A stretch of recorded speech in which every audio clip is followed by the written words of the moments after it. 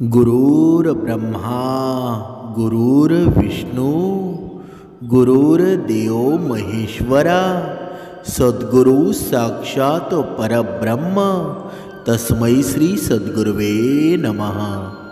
जय जय रघुवीर समर्थ, श्रीराम समर्थ। सद्गुरु चरणांना नतमस्तक होऊन आपण या शुभ्र सकाळच्या वातावरणामध्ये सर्वजण उपासना करूनच या श्रवणाला बसलेले आहात असं समजून आपण या निरूपणाची सुरुवात करूया। मायबाप सज्जनांचं स्वागत आहे। समर्थांनी सांगितलेलं आहे ना, मनुष्य जीवनामध्ये आहे ना भरपूर पद्धतीने दान करण्याचा प्रयत्न करतो, पण खरं दान कोणतं असतं बरं? जर या निरूपणामध्ये अशी 5 लोक सांगणार आहे की या 5 जणांना तुमच्या दारातून कधीही रिकाम्या हाताने तुम्ही पाठवू नये। ही 5 लोक कोणती आहेत ना, त्या आज आपण या निरूपणामध्ये पाहणार आहोत। अन्यथा जर ही 5 लोक त्यांच्या जीवनामध्ये जर दुःख निर्माण झालं ना, तुमच्यामुळे ते नाराज झाले, अन्यथा पापाचे भागीदार तुम्ही बनू शकता। म्हणजे आयुष्यभरासाठी शाप भोगावे लागतात। म्हणून या 5 लोकांना आहे ना, तुमच्या दारातून कधीही रिकाम्या हाताने पाठवू नका। म्हणजे काही तुम्हाला देणं शक्य नसेल तर किमान अन्न भाजी भाकरी द्या किंवा एखादी वस्तू द्या। याचं 5 व्यक्तींच्या आशीर्वादानं तुमचं नशीब बदलणार आहे, घरात सुख समृद्धी येणार आहे। तर कोणत्या त्या 5 व्यक्ती आहेत ना, चला आता आपण पाहूया। आपण या संसारामध्ये हे जीवन जगत असताना भरपूर पैसा धन कमवतो, कधी आपल्या हातातून निसटून जातो आणि परत आपल्या हातामध्ये येतो। म्हणजे आयुष्यभर आपण पैशाच्या मागे मागे धावतो, पण पैसा आपल्यासाठी थांबतो का बरं? नाही ना। म्हणजे एक जीवनाचा नियम आहे, जर तुमच्याकडे पैसा संपला ना तर तो येण्यासाठी तुम्ही मेहनत करणार आहात, परत तुमच्याकडे पैसा येणार आहे। पण दान सर्वच लोक करतात का? नाही ना। म्हणून दान करणारा असतो ना, तो परमेश्वरा स्वरूप असतो। भगवंताचं रूप धारण करून त्या मनुष्याच्या मेहनतीला बघा, त्या मनुष्याच्या दुःखातून सुखामध्ये नेत असतो। म्हणजे सर्व धर्मामध्ये दानाला अत्यंत महत्त्व आहे। हे केवळ आहे ना एक प्रथा किंवा परंपरा नाही, तर धार्मिक ग्रंथानुसार असं सुद्धा मानलं जातं की जेव्हा एखादी व्यक्ती दान करते तेव्हा त्याच्या प्रभावानं त्याला इंद्रिय आसक्तीपासून मुक्ती मिळते। शास्त्रानुसार जीवनात सुख समृद्धी आहे ना, आणि सर्व इच्छा पूर्ण होण्यासाठी दान करणं उचित असल्याचं सांगितलेलं आहे। हे दान हे आहे ना, ते सर्वात मोठं पुण्य मानलं गेलेलं आहे। असं मानलं जातं की दान केल्यानं व्यक्तीची अनेक पापे नष्ट होतात आणि मृत्यूनंतर मनुष्याला स्वर्गाची प्राप्ती होऊन जाते। म्हणजे धार्मिक स्थळावर दान करण्याचं महत्त्व आहे ना, ते फार पूर्वीपासून आहे। पण घराच्या दारामध्ये आलेला संन्याशी रिकाम्या हाताने परत जाणं आहे ना, ते खूप हानिकारक ठरू शकतं। शास्त्रानुसार या 5 लोकांना घराच्या दारातून रिकाम्या हाताने परत पाठवलं ना तर नशीब दुर्दैवानं बदलतं। घरात येणाऱ्या आनंदामध्ये काही दोष निर्माण होऊ लागतात। आज आपण हे जाणून घेणार आहोत की या 5 व्यक्ती कोणत्या आहेत। सगळ्यात अगोदर पहिली व्यक्ती आहे ती म्हणजे किन्नर। आता किन्नर कोण आहेत ना, याबद्दल अनेक निरूपणे केलेली आहेत। म्हणून तुम्हाला जर किन्नर नक्की कोण होते, त्यांना भगवंताचा आशीर्वाद कसा होता हे जर बघायचं असेल ना, तर अनेक निरूपणं आहेत, त्यामध्ये तुम्ही जाऊन पाहू शकता। आता सगळ्यात अगोदर पहिली व्यक्ती आहे ती किन्नर। जर एखादं षड्यंत्र म्हणजे किन्नर तुमच्या घरी किंवा तुमच्या व्यवसायाच्या ठिकाणी पैसे मागण्यासाठी दारामध्ये आला ना, तर त्याला रिकाम्या हाताने पाठवण्याची चूक आहे ना, तुम्ही कधीच आयुष्यात करू नका. कारण किन्नर आहेत ना, असं म्हटलं जातं की नपुसकांना दान केल्यानं कुंडलीतील बुधाचा दोष दूर होतो. ज्योतिषशास्त्रानुसार जे नपुंसक आहेत ना, हे बुधग्रहाचं प्रतीक मानलं गेलेलं आहे. एवढंच नाही तर आपण त्यांच्याशी ज्या पद्धतीनं वागतो ना, त्याचाही आपल्या जीवनावर खोलवर परिणाम होत असतो. आणि आपण रामायणामध्ये आपण पाहिलं असेल, जेव्हा भगवान श्रीराम जेव्हा वनवासाला 14 वर्षासाठी निघालेले होते ना, तेव्हा बघा श्रीरामानं सर्वांना सांगितलं की जेवढे मला घालवण्यासाठी म्हणजे मला सोडण्यासाठी जेवढे स्त्री पुरुष आलेले आहेत ना, तेवढे घरी जा. आणि 14 वर्षानंतर जेव्हा मी येईल ना, तेव्हा शुभय यात्रा घेऊन येईल. तेव्हा सर्व स्त्री पुरुष घरी गेले, पण किन्नरांना मात्र रामाने सांगितलेलं नव्हतं. म्हणून असं म्हटलं जातं की किन्नर आहेत ना, त्या दिवसापासून 14 वर्षे तिथेच थांबलेले आहेत. आणि ज्यावेळी बघा लंकेवर लंका जिंकून आणले ना, तेव्हा श्रीरामानं पाहिलं की हे किन्नर इथेच थांबलेले आहेत. तेव्हा रामानं किन्नरांना विचारलं, तुम्ही इथे का थांबलेले आहात बरं? तेव्हा किन्नरांनी सांगितलं ना की तुम्ही स्त्री पुरुषांना आदेश दिला, पण आम्हाला मात्र घरी जायला सांगितलंच नाही, म्हणून तुमची वाट पाहत इथे आहोत. म्हणजे तेव्हा श्रीरामाने त्यांना वरदान मागायला सांगितलं आणि मग त्यांना वरदानच दिला ना, तुम्ही जिथे जिथे जाल ना, त्या मनुष्याच्या जीवनामध्ये सुवर्ण योग येऊन जाईल. तुमचा एक आशीर्वादसुद्धा आहे ना, मनुष्याच्या जीवनामध्ये आनंद निर्माण करेल. म्हणून किन्नराला आहे ना, कधीच कमी समजू नका. त्यामुळं चुकूनही कधी नपुसकांचा अपमान करू नका. जर तुम्हाला त्यांना देणगी द्यायची नसेल तर देऊ नका, पण त्यांचा गैरवापर आहे ना, कधीच आयुष्यामध्ये करू नका. अशी एक धार्मिक मान्यतासुद्धा आहे की जर त्यांना हिरव्या रंगाचं वस्त्र दान केलं तर ते खूप शुभ मानलं जातं. असं केल्यानं जीवनामध्ये सुख समृद्धी येते.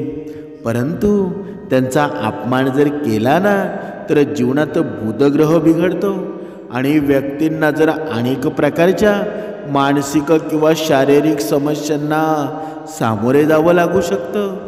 बघा म्हणजे बुध हा भाग्याचा कारक मानला जातो, म्हणून ते दान केलंच पाहिजे ना. शक्य असल्यास त्यांना हिरव्या रंगाची कोणतीही गोष्ट दान करा. बघा आता आपण दुसरी व्यक्ती पाहूया. पहिली व्यक्ती पाहिली तो किन्नर, आणि आता दुसरी व्यक्ती आहे ते म्हणजे संत महात्मा. शास्त्रानुसार जर कोणी साधू संत कधी तुमच्या दारी आले ना, त्यामुळं त्यांच्याशी नेहमी नम्रतेने वागा. जर तुम्हाला त्यांच्यापासून काही ज्ञान मिळवायचं असेल तर ते नक्कीच मिळवू शकता.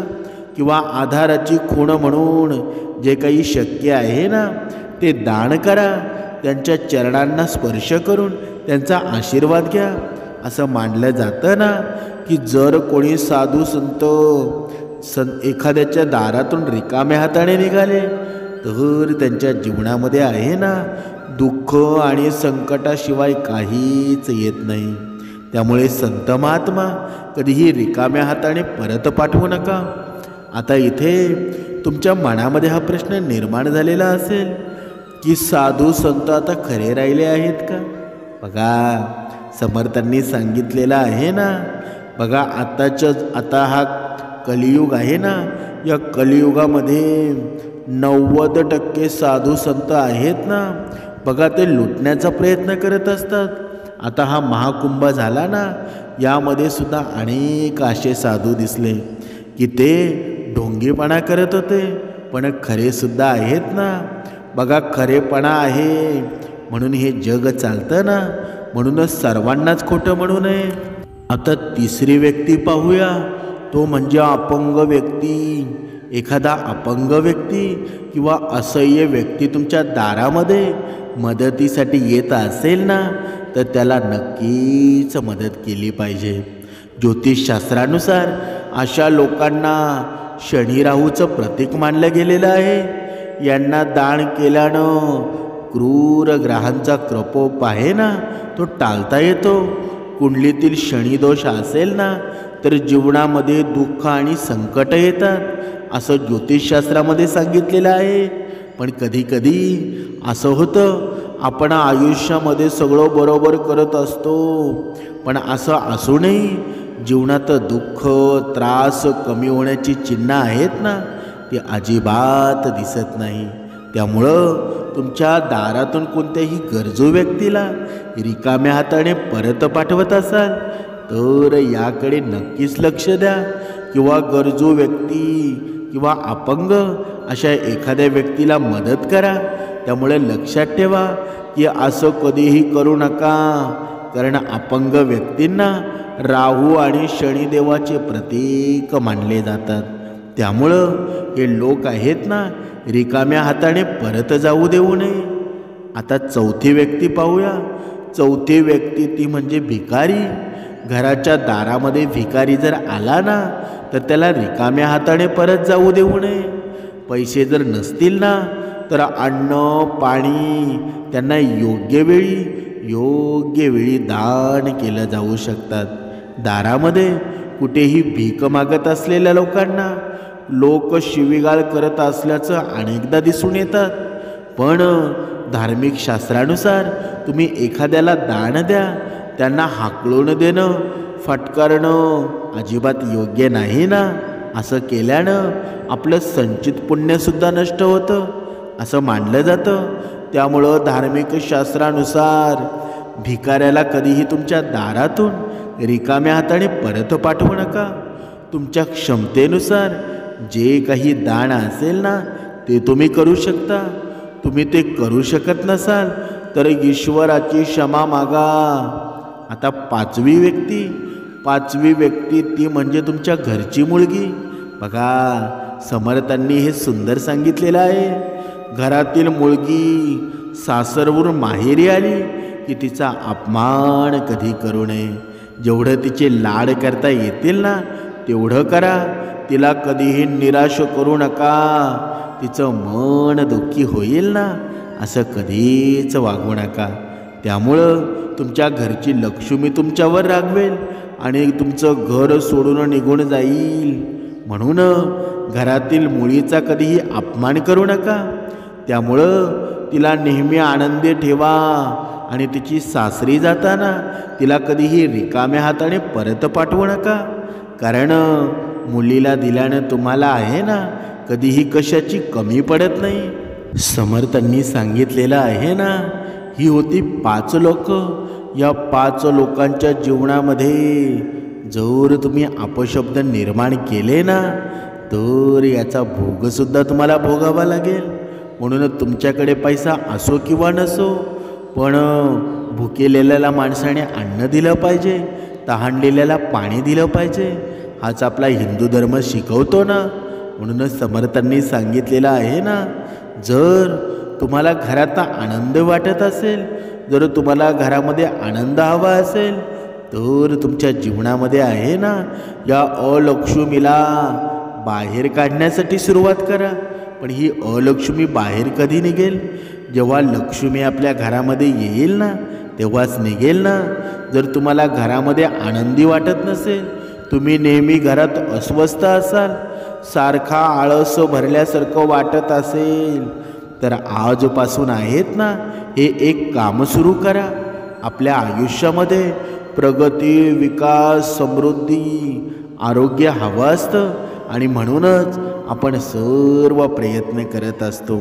आपल्या सर्व प्रयत्नांना न जमता कधी कधी आपल्याला दुःखांना, संकटांना तोंड द्यावं लागतं. याचं कारण आहे ना घरातील वास्तू असू शकतात. वास्तुशास्त्रानुसार घरामध्ये ठेवलेल्या वस्तूंची जागा बदलून जर काही फायदा होऊ शकतो. घरात काही तुमच्या आयुष्यामध्ये सकारात्मकता आणण्यासाठी वास्तुशास्त्र फारच महत्त्वाचं आहे ना. म्हणून घरामध्ये सुख समृद्धी टिकवण्यासाठी कोणत्या वास्तू टिप्सचा अवलंब केला पाहिजे आज आपण पाहणार आहोत. हे काही आता उपाय सांगणार आहे ना, हे उपाय कोणी करायचे आहेत बरं? जे उपासनेमध्ये आहेत, जे भक्ती मार्गामध्ये मन लावून उपासना करत आहेत, तरीसुद्धा त्यांच्या जीवनाच्या पाठीमागे, त्यांच्या जीवनामध्ये 7.5 संपत नाही. त्यांनी आहेत ना हे उपाय करायचे आहेत. म्हणजे त्यांनी भक्ती मार्गामध्ये असूनसुद्धा, भगवंतांचं कार्य करूनसुद्धा जर त्यांच्या जीवनामध्ये दुःख निर्माण होत असेल ना, तर वास्तुशास्त्राकडे लक्ष देणं गरजेचं आहे. आता पहिला उपाय म्हणजे गुरुवारी घरामध्ये पिवळ्या वस्तूंचा वापर करायला सुरुवात करा. म्हणजेच तुम्ही पिवळ्या रंगाचं वस्त्र परिधान करू शकता, पिवळी फळे खाऊ शकता. गुरुवारी मात्र हिरव्या रंगाच्या वस्तूपासून दूर राहा, हिरव्या वस्तूपासून दूर राहा.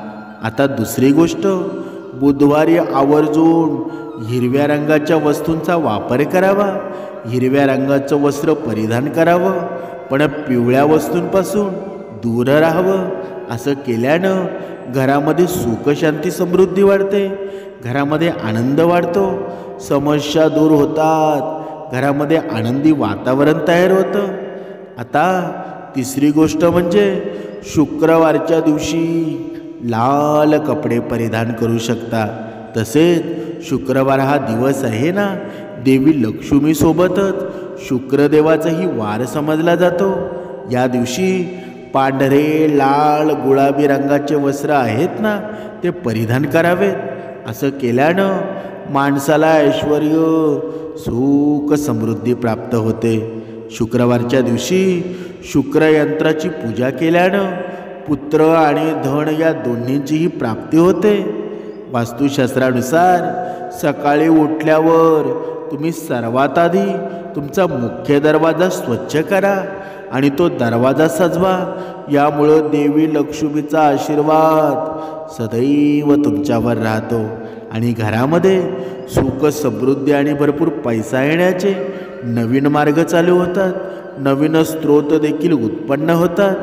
वास्तुशास्त्रानुसार घराचा मुख्य दरवाजा आहे ना, तो ऊर्जेचा स्रोत समजलेला जातो. घरामध्ये सकारात्मक ऊर्जा आणण्यासाठी मुख्य दरवाजावर तांदळाचं पीठ किंवा रंगाची छोटीशी रांगोळी तीसुद्धा काढावी. यामुळं देवी लक्ष्मी घरामध्ये येते, सकारात्मक ऊर्जा देखील येते आणि आपल्या घराला कोणाची नजर लागत नाही. कारण बाहेरून येणाऱ्या व्यक्तींची नजर आहे ना, पहिल्यांदा रांगोळीवरच पडते आणि वाईट नजरेपासून आपलं घर वाईट नजरेपासून बचावतं. जर तुम्ही दररोज सकाळी घराच्या प्रवेशद्वारावर रांगोळी काढू शकत नसाल, तर तुमच्या घराच्या प्रवेशद्वारावर कुंकू किंवा सिंदूर लावून ओम किंवा शुभचिन्ह म्हणजे स्वस्तिक लिहा. यामुळं तुमच्या घरात कधीही कोणता आजार प्रवेश करणार नाही, नकारात्मक ऊर्जा देखील तुमच्या घरातून निघून जाईल. म्हणजे तुमच्या घरामध्ये सदैव सकारात्मक वातावरण तयार होतं. असं मानलं जातं की जेव्हा तुम्ही जेवायला बसताना त्याआधी तुम्ही 5 लोकांना खायला द्यावं, जेणेकरून तुमच्या घरात कधीही पैशाची कमतरता भासणार नाही. पैसा दिवसेंदिवस वाढतच राहावा, यासाठी तुम्ही पहिला अन्न शिजवताना पहिली भाकरी गाईला, दुसरी भाकरी कुत्र्याला, तिसरी भाकरी माशांना, चौथी भाकरी पक्ष्यांना किंवा धान्य देखील देऊ शकता. म्हणजे आता पूर्ण भाकरी द्यायची आहे का, तर आपल्या भाकरीतला थोडा तुकडा जरी दिला ना तरीसुद्धा चालेल. मुंग्यांना साखर द्या, पीठ खायला द्या. यामुळं सुद्धा तुमच्या घरामध्ये सुख समृद्धी प्रवेश करते. यामुळं आपल्याला पंचमहायज्ञ केल्याचं पुण्य मिळतं. आपल्याला लागलेले सगळे दोष आहेत ना, हळूहळू कमी व्हायला सुरुवात होते आणि आपले पूर्वज आहेत ना, ते देखील आपल्यावर खुश होतात. म्हणजे आपल्यावर चांगले शुभाशीर्वाद देतात. आपल्या प्रगतीमध्ये येणारे अडथळे ते दूर होऊन जातात.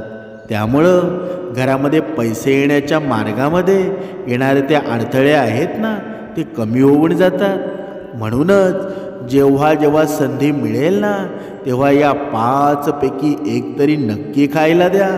याशिवाय असं म्हटलं जातं की घराच्या मुख्य प्रवेशद्वारावर तुळशी आणि चमेलीची झाडं लावल्यानं घरामध्ये संपत्ती येत असते। सकाळी उठल्यानंतर व्यक्तीनं ही झाडं अवश्य पाहावी। याशिवाय हिंदू धर्मामध्ये तुळशीचं रोप पवित्रच मानलेलं गेलेलं आहे ना। ही वनस्पती बहुतेक हिंदू घरामध्ये आढळते आणि या वनस्पतीची आहे ना दररोज पूजा केली पाहिजे। यासोबतच देशी तुपाचा दिवा लावला जातो। वास्तुशास्त्रानुसार घराच्या मुख्य प्रवेशद्वारावर बेलाच्या झाडाचं मूळ आहे ना, ते लाल कपड्यामध्ये बांधून ते दरवाजावर लटकवा। यामुळं घरात आहे ना, घरात नेहमी नकारात्मक ऊर्जा प्रवेश करणार नाही आणि धनाची देवी लक्ष्मी तिचा आशीर्वाद आहे ना कुटुंबाच्या सदस्यांना मिळतो। याशिवाय घरातील वास्तुदोषसुद्धा दूर होतात। जर घरातील गृहिणी सकाळी उठल्यानंतर घराच्या मुख्य दरवाजाजवळ तांब्यामध्ये पाणी घेऊन ओतलं तर रात्रभर दरवाजावर राहिलेली सर्व वाईट ऊर्जा आहे ना ती निघून जाईल आणि सकारात्मक ऊर्जा घरामध्ये प्रवेश करते। यामुळं देवी लक्ष्मीचा घरामध्ये प्रवेश करण्याचा मार्ग मोकळा होतो। वास्तुशास्त्रानुसार घराचा ईशान्य कोपरा आहे ना, तो सर्वात पवित्र मानला गेलेला आहे, सकारात्मक भाग आहे। या कोपऱ्यामध्ये देवी देवता राहतात। म्हणून जीवनात जर यश आणि प्रगती मिळवायची असेल ना, तर या ठिकाणी नेहमी प्रकाशमान ठेवावं। ही जागा आहे ना ती स्वच्छ ठेवली पाहिजे। या ठिकाणी पूजा घर मांडणं शुभ मानलं जातं। वास्तुशास्त्रानुसार घरामध्ये अनावश्यक पाणी टपकणं ही धनाची हानी दर्शवतं। म्हणून वास्तूनुसार नळ किंवा टाक्यांमधून पाणी टपकणं हे शुभ मानलं जात नाही। म्हणून सुख समृद्धी अशा घरामध्ये जास्त काळ टिकत नाही। घरात सुख समृद्धी शांत राहावी म्हणून असा वास्तुदोष त्वरित दूर करावा। ज्योतिषशास्त्रानुसार अनेक ग्रह शुभ परिणाम देतात। त्यापैकी गुरुग्रहाला आहे ना सुख समृद्धीचं कारक मानलं जातं। जीवनामध्ये गुरुग्रह बळकट करण्यासाठी फरशी पुसण्याच्या पाण्यामध्ये थोडं मीठ आणि हळद मिसला। या उपायानं फरशी पुसून टाका, जीवनामध्ये प्रगती होण्याची शक्यता वाढते। दररोज देवाची पूजा करावी, घरामध्ये अगरबत्ती दिवे लावावे। यातील घरातील वातावरण आहे ना ते नेहमी शुद्ध राहतं। तसंच पूजा करताना आपलं तोंड नेहमी पूर्व किंवा उत्तर दिशेला असावं। संध्याकाळी घराचा कोपरा प्रकाशात असला पाहिजे। घरामध्ये अंधार नाही याची काळजी घेतली पाहिजे। प्रत्येक कोपऱ्यामध्ये उजेड असावा, कारण अंधाराच्या ठिकाणी नकारात्मक ऊर्जा जास्त सक्रिय असते ना, त्यामध्ये वाईट घटक जास्त असतात। असं मानलं जातं की अन्न शिजल्यानंतर प्रथम ते देवाला अर्पण करावं, जेणेकरून घरात अन्न आणि पैशांची कमतरता भासू नये। म्हणून सर्वप्रथम आपण अन्न न खाता देवाला प्रथम अर्पण करावं आणि स्वयंपाकघरात कोणतेही खरकटं अन्न, खरकटी भांडी कधीच शिल्लक राहणार नाही ना याची काळजी घ्या, ज्यामुळे देवी लक्ष्मीला त्रास होऊ शकेल आणि तिचा राग तुमच्यावर येऊ शकेल। अन्नदान करणं हे पवित्र मानलं जातं। तुम्हाला काही पुण्य आणि आशीर्वाद मिळतील। त्यामुळं धान्य दान करणं, अन्नदान करणं, वस्त्रदान करणं, गरजू व्यक्तींना मदत करणं, यामुळे त्यांचा आशीर्वाद मिळण्यानं देखील आपली प्रगती होत असते। आपल्यासाठी खूप शुभ असतं। जेव्हा तुम्ही भुकेल्या व्यक्तीला अन्न देता ना, तेव्हा अधिक महत्त्वाचं होतं, ते तुम्हाला पुण्य मिळत असतं। म्हणून या जीवनामध्ये आपण आलेलो आहोत ना, तर जीवन साधं आणि सुंदर जीवन जगा। नुसताच मीपणा अहंकार बाळगू नका। जरी तुमच्याकडे पैसा असेल ना, तरी दुसऱ्याला तो जास्त दाखवू नका, जास्त अरेरावी करू नका। कारण जो देतो ना तो घ्यायला सुद्धा कमी पडणार नाही. म्हणून माणसानं नम्र असावं. आपला हा अहंकार आहे ना तो कधीच दुसऱ्याला दाखवू नये. आपला मीपणा आहे तो स्वतःजवळ ठेवावा. तुझ्यापेक्षा धनवान आहेत ना, करोडो लोक पडलेले आहेत. त्याच्यामुळं तुझ्याकडं थोडं आलं म्हणून तू जास्त दाखवू नको. कारण अधोगती व्हायला वेळ लागणार नाही. म्हणून दुसऱ्याच्या जीवनामध्ये सुंदर जीवन निर्माण करा. दुसऱ्याच्या जीवनामध्ये सुख निर्माण करा. तुमच्या जीवनामध्ये सुद्धा सुख निर्माण होऊन जाईल. जय जय रघुवीर समर्थ.